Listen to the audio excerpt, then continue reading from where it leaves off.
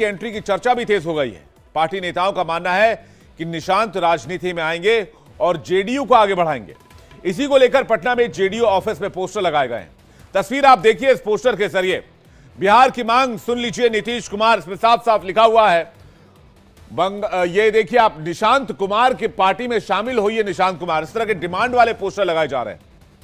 निशांत कुमार की सियासत में एंट्री की चर्चा के बीच जेडीयू कार्यकर्ता भी काफी खुश हैं, नारेबाजी कर अपनी खुशी का इजहार करते हुए नजर आ रहे हैं।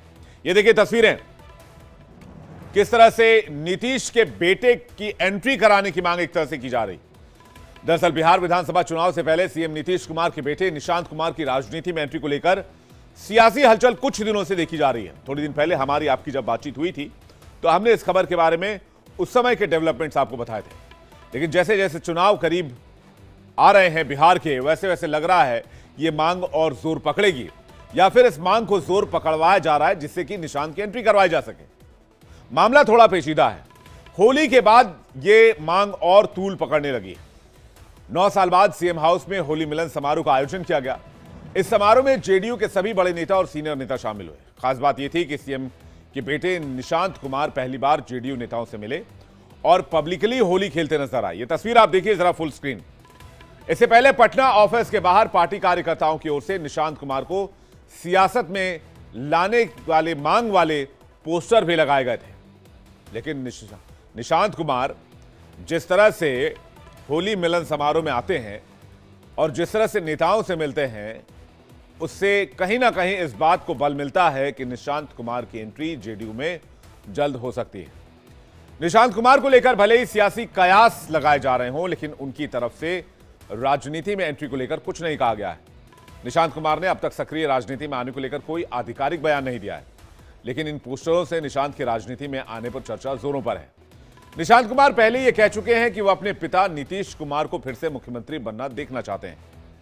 एनडीए से भी नीतीश कुमार को मुख्यमंत्री पद का चेहरा घोषित करने की अपील की थी। एक तो निशांत कुमार को लेकर कार्यकर्ता लगातार मांग कर रहे हैं कि उन्हें राजनीति में आना चाहिए, वहीं दूसरी ओर वो अचानक से एक्टिव हो गए हैं और इसलिए भी कयासों का बाजार गर्म है। और क्या क्या बातें हैं जिसकी वजह से माना जा रहा है कि नीतीश के बेटे निशांत जेडीयू में एंट्री करने वाले हैं, पॉलिटिक्स में एंट्री करने वाले हैं। निशांत कुमार की एंट्री की अटकलें क्यों हैं? करीब 2 महीने से लगातार वो सियासी बयानबाजी कर रहे हैं। उम्र के लिहाज से 50 में पहुंच रहे हैं। निशांत पहले कभी चर्चा में नहीं रहे। इंजीनियरिंग की पढ़ाई के बाद भी सालों तक सियासत से दूर रहे। दादा की प्रतिमा पर पिता नीतीश कुमार के साथ पुष्पांजलि अर्पित करने के लिए पहुंचे। मीडिया के सामने पहली बार आए और सियासत से जुड़ी बयानबाजी की। पिता नीतीश के लिए लोगों से वोट करने की अपील की। नीतीश कुमार को फिर से सीएम उम्मीदवार घोषित करने की मांग की। ये तमाम एक्टिविटीज हाल में निशांत कुमार की देखी गई। जेडीयू के नेता मानते हैं कि नीतीश कुमार ने बिहार में पार्टी को बहुत मजबूती दी है, लेकिन 20 साल तक सत्ता में रहने के बाद भी भविष्य के नेतृत्व को विकसित नहीं किया। और बिहार की राजनीति में जातीय समीकरण और चरित्र ऐसा है कि पिछड़े वर्ग का कोई चेहरा ही किसी पार्टी का नेतृत्व कर सकता है या फिर राज्य में सत्ता की बागडोर संभाल सकता है। लेकिन जेडीयू का शीर्ष नेतृत्व, चाहे वो ललन सिंह हो या फिर संजय झा, जो बड़े नेता हैं वो उच्च जाति वाले हैं, जिनके नेतृत्व से पार्टी को फायदा नहीं होगा, ये बात हर नेता को पता है। फिलहाल नीतीश कुमार का ही कद है और उनके कद का कोई दूसरा ओबीसी नेता नहीं है जेडीयू में, तो ये एक और बात है जो निशांत कुमार के फेवर में जाती है और निशांत कुमार की एंट्री की वजह पक्की करती है।